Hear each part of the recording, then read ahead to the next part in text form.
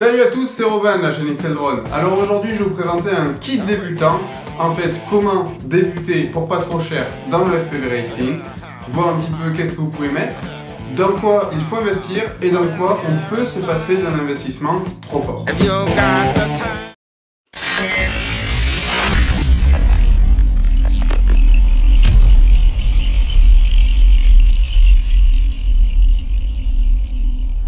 Alors pour commencer, je vous ai préparé un petit carton. Alors ce petit carton là en fait ce sont les cartons qui contiennent les kits pour le projet scolaire que je mène avec des enfants de Toulouse.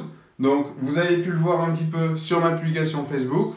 Si jamais n'hésitez pas à m'ajouter Tracker Drone sur Facebook. Donc vous avez pu un petit peu voir ce qu'il y avait dedans. Maintenant je vais vous les présenter rapidement pour que vous puissiez voir qu'est-ce que j'ai fait, pourquoi j'ai mis ça, etc. Vous expliquer ça brièvement. J'ai choisi en fait de partir sur une Taranis QX7. Alors, je vais vous montrer un petit peu ce que c'est.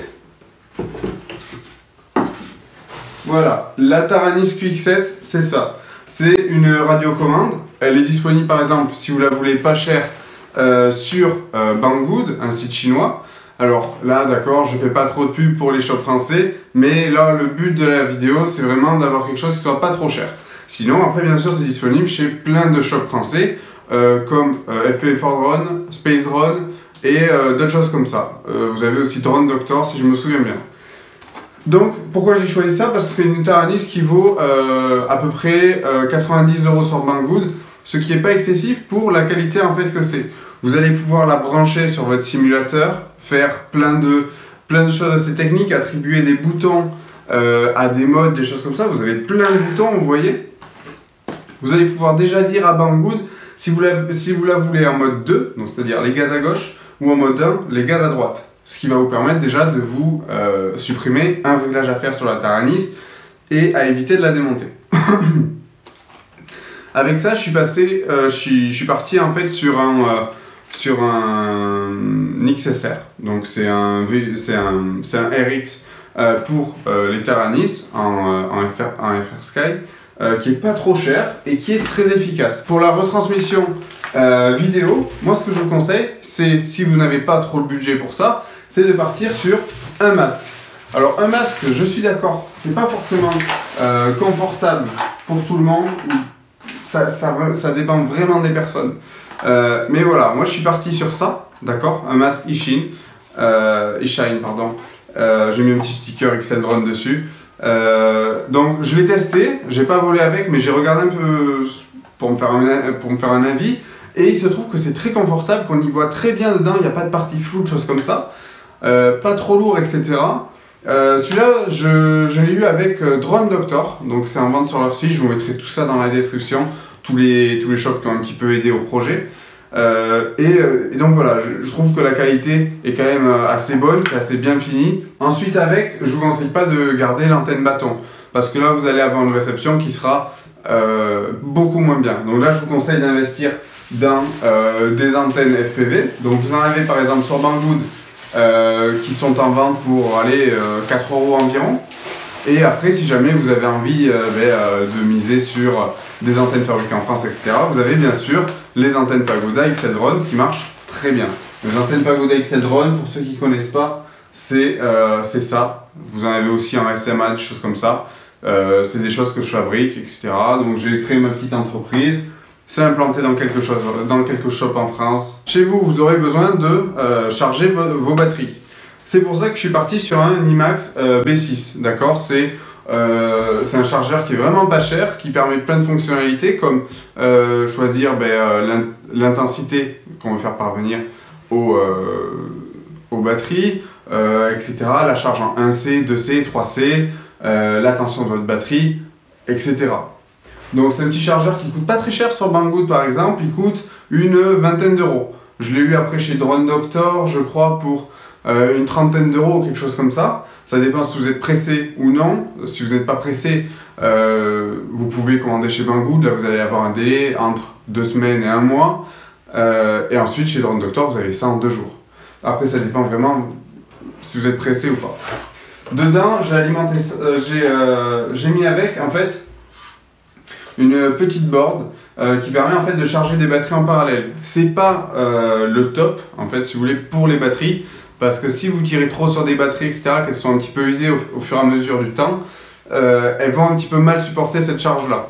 Le mieux c'est de les charger une par une. Mais là j'ai préféré partir sur ça pour pouvoir recharger plus rapidement les batteries, et quand on a le temps de les faire charger une par une. Le châssis, on va passer un petit peu à la construction de votre quadricoptère.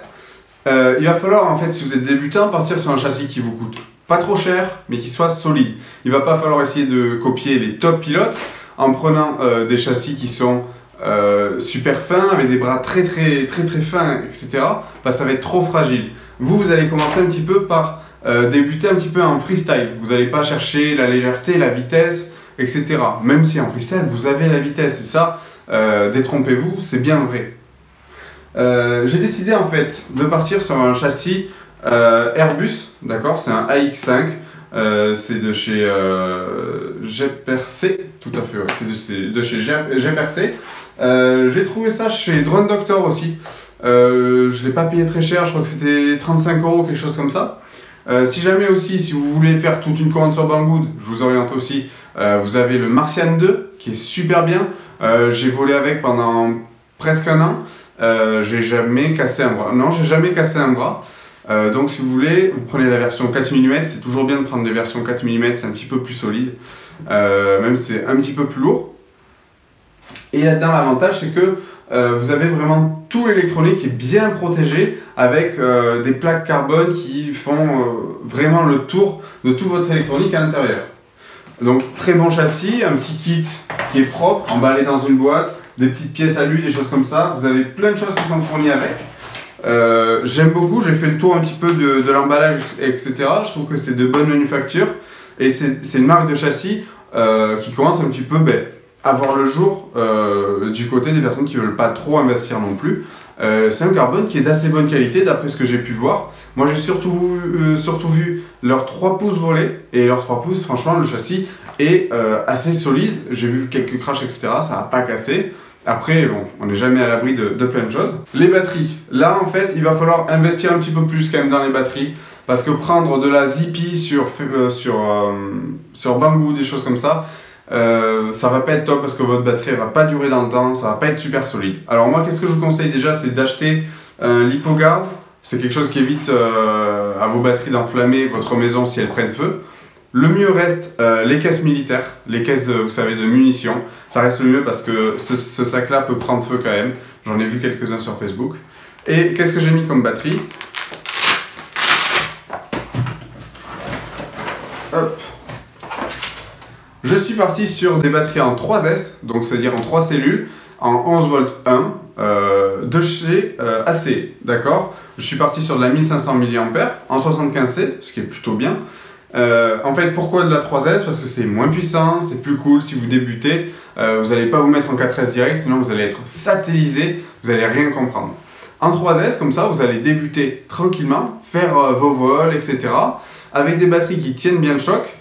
Juste petite remarque, attention sur ces batteries-là, la gaine verte qui est juste autour est très fragile. Donc je vous conseille peut-être, si vous êtes très soigneux avec votre matériel, de mettre une gaine par-dessus pour la protéger, parce qu'elle s'arrache assez facilement d'après ce que j'ai pu voir, d'après mon expérience. Pour votre quad, je vous conseille aussi d'investir dans la caméra, parce que la caméra, c'est ce qui va faire le retour vidéo qui va être plus ou moins propre. Et aussi, ce qui est important dans une caméra, c'est qu'elle soit assez solide face au choc. Parce que j'ai vu plusieurs fois des caméras cheap, crachées et flambées à l'intérieur. Si vous voulez, c'est un petit peu dommage pour des caméras qui coûtent 10 €, d'accord? Ce n'est pas cher sur Banggood, ça fait le taf. Mais voilà, là, avec une Runcam, vous êtes sûr, normalement, de ne pas la casser. Après, je dis toujours normalement parce que il y a toujours des zigotos qui se débrouillent pour y aller, pour les fracasser. Par contre, là, voilà, une caméra comme ça, c'est une quarantaine d'euros. C'est sûr, c'est 4 fois le prix, je suis d'accord.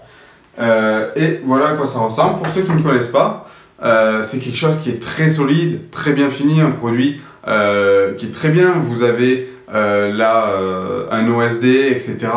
Plein de choses qui sont topissimes. Donc c'est une caméra que je conseille, vraiment, même si vous êtes débutant, des choses comme ça. Débutez si possible avec une caméra qui soit de bonne manufacture, ça vous permettra d'avoir une image qui soit plus belle et donc de plus vous amuser. Ensuite, je suis parti aussi sur un petit kit d'outils qui va vous permettre de vous mettre en route, de réparer sur le terrain, une chose comme ça. Déjà, un petit kit de tournevis, d'accord. J'ai payé ça, je crois 7 € ou quelque chose comme ça sur Banggood, donc c'est pas très cher. Donc nous, ce qui nous intéresse, c'est la taille en 2 mm, si je me trompe pas. C'est celle-là qui est la plus couramment utilisée. Et ensuite, je suis parti aussi sur une petite clé en forme d'os de chien.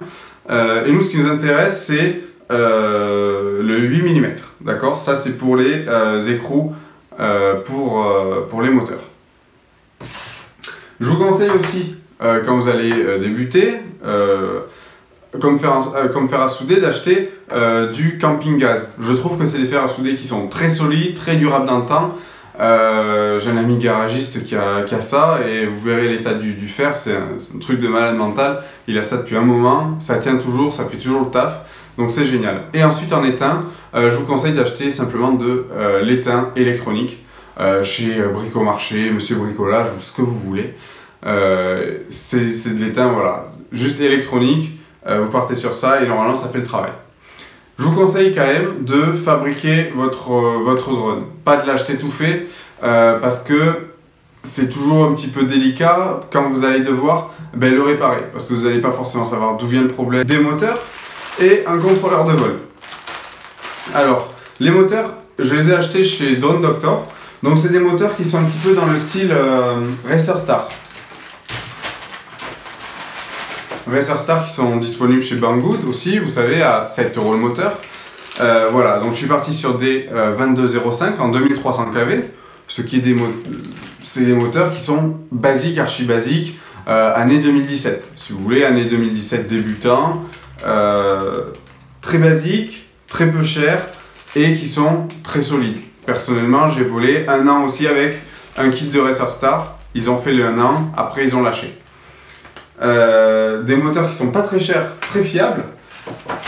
Et ensuite je suis parti sur ça, un ESC 4 en 1 avec contrôleur de vol en 30 ampères pour les ESC et un contrôleur de vol en F3 ou F4, je sais plus. Alors j'ai vu ça, ça m'a plu, j'ai jamais testé ça parce qu'il y a vraiment tout d'inclus, donc s'il y a quelque chose qui grille c'est moyen, mais vu que là c'est moi qui vais maîtriser tout ce qui est soudure, etc. Et que le pilotage va pas être trop brusque, parce que les enfants, je les aurais déjà entraînés à piloter, des choses comme ça. J'ai préféré partir là-dessus pour des raisons d'économie. Ensuite, pour les entraîner, ces enfants à piloter au tout début, juste avant le simulateur. Simulateur d'ailleurs, j'ai pris Liftoff. Ça coûte une vingtaine d'euros, d'accord? Donc ça vous permet vraiment de vous entraîner en conditions, j'ai abusé un peu sur le mot, mais réelles. Grâce à votre Taranis, vous allez piloter avec votre Taranis, c'est juste avec un petit câble mini USB, je crois que c'est. Ouais, mini USB, vers USB, vous allez installer Liftoff et c'est parti, vous jouez sur votre PC. Juste avant de faire le simulateur, je suis parti sur des EO10. En fait, c'est des tout petits drones et voilà, qu'on pilote, c'est des jouets pour Noël, quoi, en gros, si vous voulez. Mais ça permet en fait de se familiariser avec avant, arrière, comment ça marche, etc. Voir le drone se déplacer dans l'espace, comment ça fait, et ça permet en fait de mieux anticiper toute la gestion de l'espace, etc. Voilà. Et ensuite pour les hélices, je suis parti sur plein de choses différentes, j'aurais proposé plein d'hélices différentes pour qu'ils puissent comprendre les différences qu'il peut y avoir entre la réactivité, la poussée, etc., la stabilité, entre différents types d'hélices. On a par exemple des 50-45 Bullnose en bipale de chez Dalprop, quelque chose de basique, où on va avoir un pas qui est assez élevé et si vous voulez un petit peu moins de stabilité, un truc un petit peu plus nerveux, ça dépend bien sûr les KV des moteurs, les moteurs utilisés, etc., les batteries. Là les pilotes assez connaisseurs me diront oui ça dépend, etc., je suis d'accord. Vraiment le choix des hélices ça va déterminer plein de choses. Voilà, vous avez des tripales avec un pas un petit peu moins élevé. Ou alors voilà, j'ai une jeune fan qui a sponsorisé l'événement et qui a offert des sets d'hélices. Donc là il y a des 51-52, donc là les hélices qui arrachent, qui vont vraiment. Donc sur des 22,05 ça va être un petit peu juste à mon avis, ça va être un petit peu trop, il va y avoir un peu trop de pas pour que ça va faire un petit peu chauffer les moteurs à mon avis. J'ai aussi des 50-50, donc là ça pourrait passer sur les moteurs mais pas sûr, il faudra tester, mais vu voilà, le pilotage que vont avoir les enfants, un pilotage un petit peu plus doux, un pilotage de débutant, donc ça va être vraiment tranquille. À ce moment-là, vous pouvez partir aussi sur ça. Mais personnellement, sur des hélices pour les débutants, pour le début, je conseille plutôt de partir sur de la 50-40 en tripale. Vous allez être très stable et avoir un petit peu de poussée quand même derrière. Je pense que c'est un bon compromis entre tout ce qui est bipale, tripale, angulé ou pas. Et voilà, en fait, j'ai fini le petit kit de vous le présenter. Je pense avoir rien oublié à part le VTX, voilà, à part le VTX pour votre racer. Là, je vous conseille, en fait, si vous voulez, si vous comptez participer à des courses, respecter la loi, de prendre du 25 mW. Et si vous comptez faire du freestyle, des choses comme ça, aller très très loin, de prendre plutôt 400 mW, 600 mW, je trouve que c'est un peu trop personnellement, parce que ça chauffe pas mal. Surtout dans des châssis qui en fait sont vraiment cloisonnés. Ensuite, petite remarque comme ça, parce que je vois que beaucoup de personnes ont du mal. Quand vous achetez par exemple un VTX qui est en SMA, noté SMA, il va falloir acheter une antenne qui sera notée SMA elle aussi, d'accord? Le couple SMA va avec, va ensemble si vous voulez. On va pas prendre un SMA et un RP SMA. C'est l'erreur qu'on fait parfois, où on peut se tromper et faire des petites erreurs. Et pareil, dans une autre erreur qui est assez fréquente, c'est que vous savez pas trop ce que c'est une antenne droite, une antenne gauche. En fait, sur votre masque, vous allez devoir mettre une antenne droite ou une antenne gauche. La plupart des antennes en fait sont polarisées droite, d'accord? Et sur votre racer, il va falloir mettre la même polarisation, sinon ça ne marchera pas et vous ne verrez absolument rien, d'accord? Enfin presque rien en tout cas. Donc ça veut dire que si vous mettez une droite sur votre masque et une antenne gauche sur votre racer, vous ne verrez pas d'image, vous verrez des glitches partout. Donc des glitches, c'est des grésillements comme sur les vieilles télé un petit peu quand on capte mal. Donc voilà, c'était deux petites précisions qui me sont arrivées à l'esprit vite fait. Donc voilà, je vous ai présenté un petit kit qui revient pas trop cher, avec lequel vous pouvez débuter et vous éclater, d'accord? Donc en nombre de batteries, j'en ai pris 4, d'accord? J'en ai pris 4 par kit, ce qui permet de quand même s'amuser et de faire quelques vols pour progresser assez rapidement. Donc voilà, je vous remercie d'avoir regardé cette vidéo, j'espère que la vidéo vous aura aidé dans son ensemble à faire peut-être des choix, des choses comme ça, ou alors carrément à vous créer un kit entier et à partir sur presque le même que celui que j'ai constitué là. En tout cas, sachez que si jamais vous avez des questions, les commentaires sont ouverts. Et si jamais vous avez vraiment des questions qui demandent une réponse assez rapide, n'hésitez pas à me demander sur mon compte Facebook, Tracker Drone. Le champ des commentaires est ouvert sur cette vidéo, vous pouvez y aller, vous pouvez vous lâcher. Et bien écoutez, merci d'avoir regardé cette vidéo. Ciao tout le monde, c'était Robin de la chaîne XL Drone.